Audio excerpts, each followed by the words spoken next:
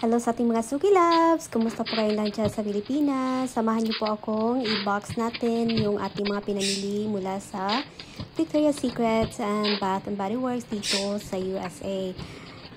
Dahil nga marami na akong nabili nung last week pa ng mga bagong scents, kaya kailangan ko na talaga ito ipadala sa Pilipinas dahil naubusan na rin kami ng mga classic scents na out of stocks na yung iba, kaya nag-restock na lang ako. Actually, may 30 boxes na ako na in transit, pero gusto ko rin na padala na lang ulit ng mga restocks at mga new scents para meron din tayong mga bago at maka-restock na din ng mga naubos na din ng mga stocks natin. Dahan-dahan ko lang ito, binabalot yung ating mga boxes, yung ating mga pabango, kasi medyo masama pa rin pakiramdam ko, pero kailangan nating maging productive pa rin. Kahit nasa bahay lang tayo, nakasiklip kasi ako, kaya ito lang muna ginagawa ko sa bahay. Medyo nakakapagod talaga mag-pack ng boxes kasi mag-sort pa, tapos bibilangin ko pa yung mga bottles at i-arrange ko pa yun. At of course, mag-seal pa tayo ng mga box. Kailangan kong i-tape yung yung box mismo para hindi ito masira during transit, kasi pag mabasa itong box at hindi mo binalot ng packaging tape, talaga ma-absorb yung box mismo at masira yung ating mga paninda sa loob. Ito talaga yung dahilan bakit hindi ako tumatanggap ng mga pre-orders ng pabango, kasi hindi ko talaga kakayanin yung pressure dito. Napakahirap po mag-pack ng box mag-isa, nakakapagod mag-pull ng tape, tapos mabigat yung mga pabango, kaya hindi talaga ako tumatanggap ng mga pre-order. Ito lang muna, ako lang nagsusupply sa sarili naming shop. Once kasi tumanggap ako ng mga pre-order sa pabango, mape-pressure ako kasi kailangan kong i-ship yun agad-agad. Kasi may mga buyers or may mga mga resellers, lalo na yung mga nag-pre-order sa'yo. Yung iba sa kanila kasi masyadong demanding sa time. Tsaka may full-time job ako dito at may mga extra sideline po din ako na kailangan ko rin gawin. Siyempre, para kumita din tayo ng extra. Kaya ayoko talaga tumatanggap ng pre-order kasi gusto ko independent lang ako sa aking time. At kung kaya lang ng katawan ko magbalot ng mga boxes, kaya dahan-dahan ko lang talaga itong ginagawa. Walang pressure kasi wala namang nagmamadali sa akin. So for today, nakapag-decide ako na dito lang ako mag-pack sa labas, sa porch namin, kasi masyado na po talagang punong-puno ng stocks yung sa loob ng aming living room. Kaya ayoko na rin silang i-drag mamaya dito sa labas, kaya dito ko na talaga pinapack lahat at binibit-bit ko na lang yung mga stocks palabat. Nag-start pala ako ng pag-pack ng aking box around 4 o'clock in the afternoon at natapos ko naman ito around 10 o'clock ngayong gabi. Kasi dahan-dahan ko lang talaga ito.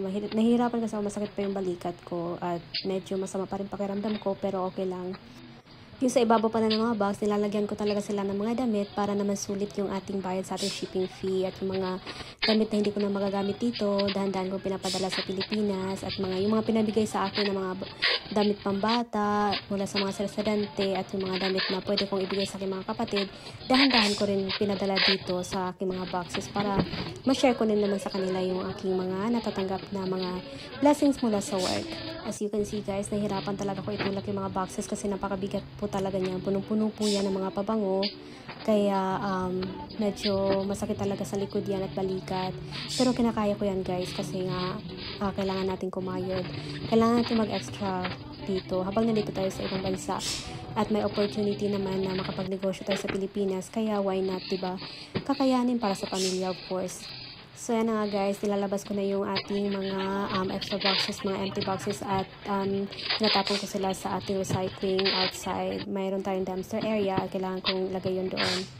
At yun naman, dito naman tayo sa maliliit na boxes ng LBC.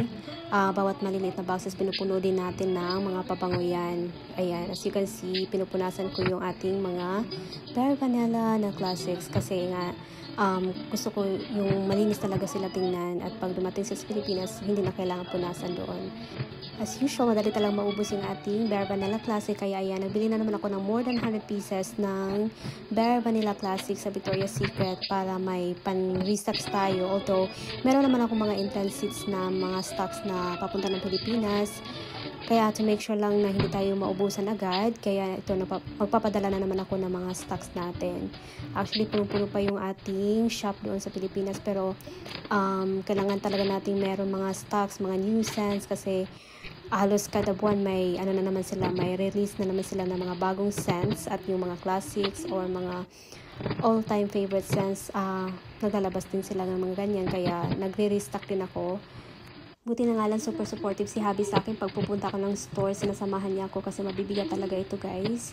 Nagdadala kami ng trolley para hindi na namin kailangan bitin pa lahat ng aming pinamili. Lalagay lang namin sa trolley namin. By the way, sa mga naghahanap ng coconut cream pie from Bath and Body Works, may nilagay ako dito na more than 100 pieces na restocks.